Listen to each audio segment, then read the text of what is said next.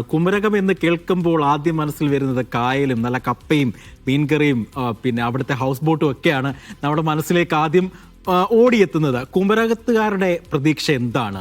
ഈ വോട്ടെടുപ്പുമായി ബന്ധപ്പെട്ട്, തദ്ദേശ തെരഞ്ഞെടുപ്പുമായി ബന്ധപ്പെട്ട് കുമരകംകാർക്ക് പറയാനുള്ളത് എന്താണെന്ന് ജോസി പറയും. രാജ്യത്തെ തന്നെ ഏറ്റവും പ്രധാനപ്പെട്ട ടൂറിസം കേന്ദ്രങ്ങളിലൊന്നാണ് കുമരകം. നിരവധി പേരാണ് കുമരകത്ത് ടൂറിസം രംഗവുമായി ബന്ധപ്പെട്ടുകൊണ്ട് പ്രവർത്തിക്കുന്നത്. തെരഞ്ഞെടുപ്പുമായി ബന്ധപ്പെട്ടുകൊണ്ട് ഇവർക്ക് എന്താണ് പറയാനുള്ളത്? ഇവരുടെ അഭിപ്രായങ്ങൾ നമുക്ക് തേടാം.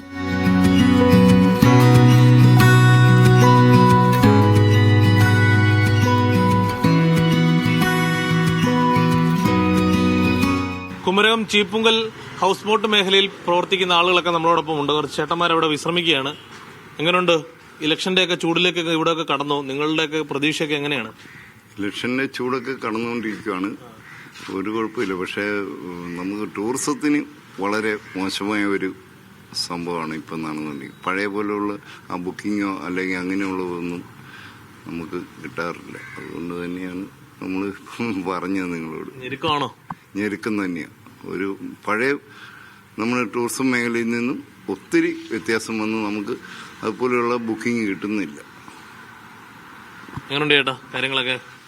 ടൂറിസം മേഖല വളരെ മന്ദഗതിയിലാണ്. കാരണം കഴിഞ്ഞ കാലഘട്ടങ്ങളിൽ ഒക്ടോബർ, നവംബർ, ഡിസംബർ, ജനുവരി മാസങ്ങളാണ് ഏറ്റവും കൂടുതൽ ടൂറിസ്റ്റുകൾ വരുന്നത്.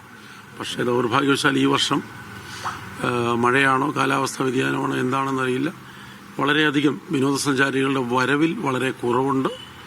അതുപോലെ തന്നെ ബോട്ടുകളടക്കം നിരക്കുകൾ കുറച്ച് മേഖലയിൽ കൂടുതൽ ആളുകളെ ആകർഷിക്കാനുള്ള ഒരു പരിശ്രമത്തിലാണ് ഞങ്ങൾ. എങ്ങനെയുണ്ട് ചേട്ടാ? എനിക്കിവിടെ ടൂറിസത്തിന് യാതൊന്നും അറിയാൻ പാടില്ല. സ്ഥലവാസിയാന്ന് മാത്രമേ ഉള്ളൂ. ഞാൻ അമേരിക്കയിൽ നിന്ന് വന്നതാ. പക്ഷെ ഇവിടെ വന്നിട്ട് ടൂറിസത്തിന്റെ യാതൊന്നും അറിയാനില്ല. ഇവിടെ ഈ മേഖല ആകെ തകർന്ന് തരിപ്പണായിരിക്കുക. എത്ര വർഷമായിട്ട് അമേരിക്കയിലായിരുന്നു? ഞാൻ 33 വർഷമായി. വോട്ടുണ്ടോ? ഇല്ല.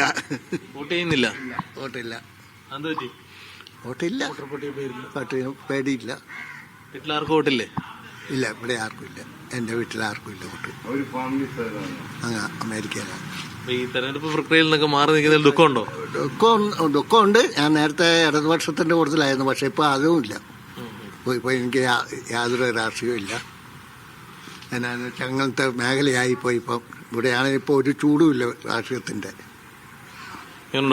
ബോട്ടുടമയാണ്. ഇലക്ഷന്റെ ചൂടൊക്കെ നല്ല രീതിയിൽ വരുന്നുണ്ട്. കണ്ടില്ല, ഇഷ്ടംപോലെ സ്ഥാനാർത്ഥികളും കാര്യങ്ങളൊക്കെ ഉണ്ട്. നല്ല രീതിയിലൊക്കെ വരുന്നു.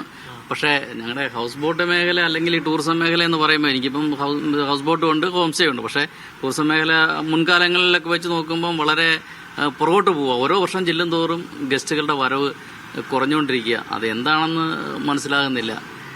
ഇന്നിപ്പോൾ ഞായറാഴ്ചയായിട്ട് കണ്ടില്ലേ, ബോട്ടുകളെല്ലാം കിടക്കുന്നുണ്ടല്ലേ, തിരക്കില്ല. ഇനിയിപ്പം ഡിസംബറാണ് വരാൻ പോകുന്നത്. ഞങ്ങളുടെ ഒരു നല്ല സമയം ഉണ്ടാകുമെന്ന് ഞങ്ങളൊക്കെ പ്രതീക്ഷിച്ച് ഇങ്ങനെ കാത്തിരിക്കുന്നു.